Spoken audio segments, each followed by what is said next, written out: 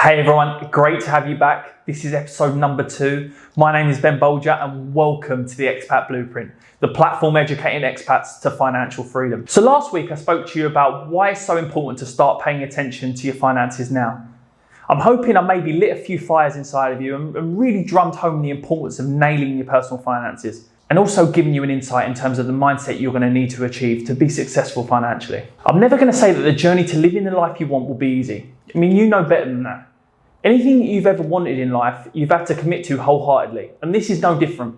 Today, I'm going to talk to you about financial independence, often known as FI if you're down with the kids. Financial independence is often seen as the holy grail in personal finance, but for too many of us, it can often seem so elusive and so unattainable. However, this podcast is about simplifying all the steps and giving you a roadmap for your own journey to financial independence. Remember, what financial independence looks like to me will be completely different to you.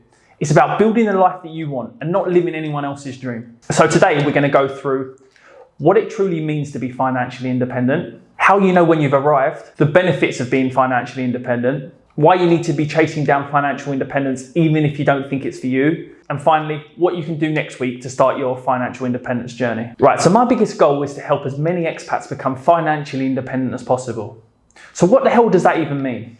There are a number of different theories as to what it means, but for me, it's when you have enough passive income that you don't need to rely on your employment to cover your personal and family expenses.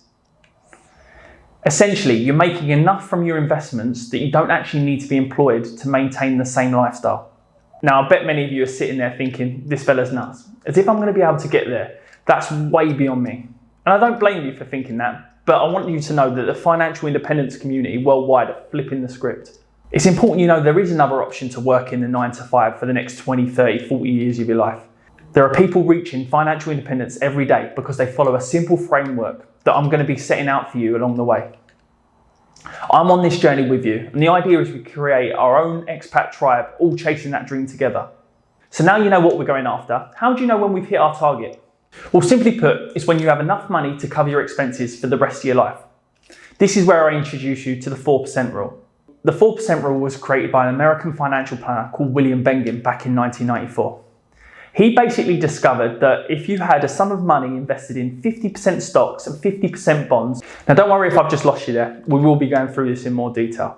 But if you had a portfolio of 50% bonds and 50% stocks, William Bengen says that you can withdraw 4% every year forever. So history tells us that portfolios split evenly between stocks and bonds will on average return 7% per annum over the medium to long term.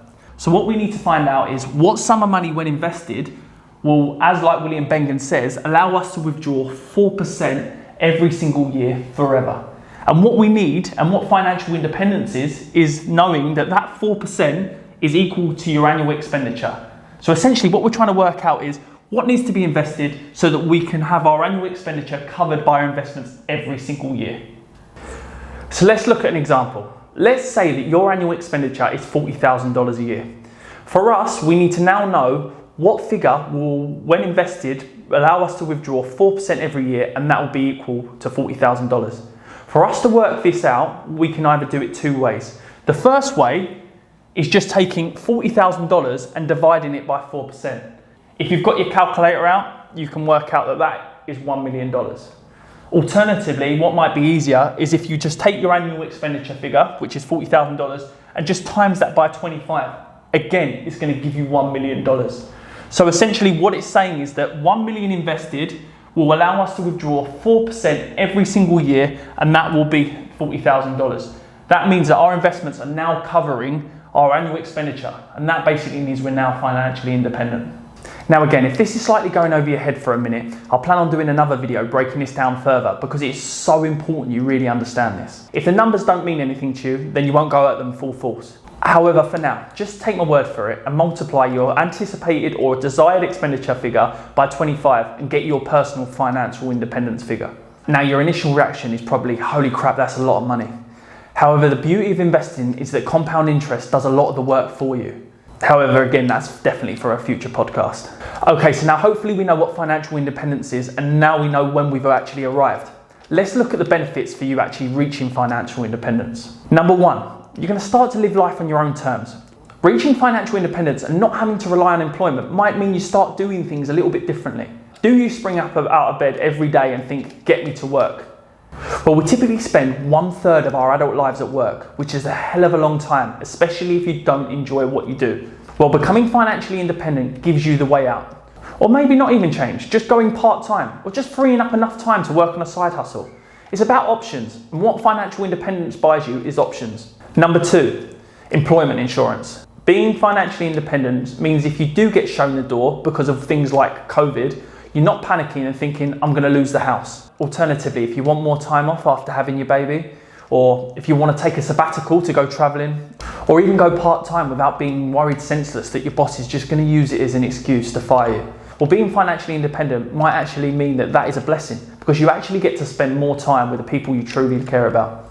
Number 3, you're going to be in a position to help others. It's true, and I know this from my job, that the more you give, the happier you are. Financial independence will give you the time to maybe find areas of our world that you're truly passionate about and areas that you feel like you'll be able to make a change. There's a lot happening in our world and a lot of great causes to be part of. You could really make a difference. Number 4, you can make plans. Do you struggle to make plans because you're unaware of what the finances might look like? That family holiday, your son or your daughter's wedding, literally anything in life will be a lot more fun when planning when you're financially independent. The world becomes your oyster. Number 5, finally, you'll be a lot less stressed. Money and expenses can be one of the biggest causes of stress and anxiety for expats, as we mentioned last week. Financial independence takes that stress away and allows you to put all that emotional energy into the important areas of your life. I've mentioned that financial independence can mean you can retire early, but maybe you aren't fussed about retiring early. You just want to stop worrying about whether you're going to be able to eventually enjoy retirement one day when the time's right. Planning for financial independence will give you the clarity you need. So now you know some of the awesome benefits attached to being financially independent. I'm now going to come at the people who are like, I'm okay working till 70. I don't need to worry about this. I'm going to be fine. Well, let me give you a few things to consider. Issue number 1, shit happens. Death, divorce, disease, redundancy, these are all real. As much as you might think it, you're not immune to any of these. And guess what? They don't politely inform you that they're coming.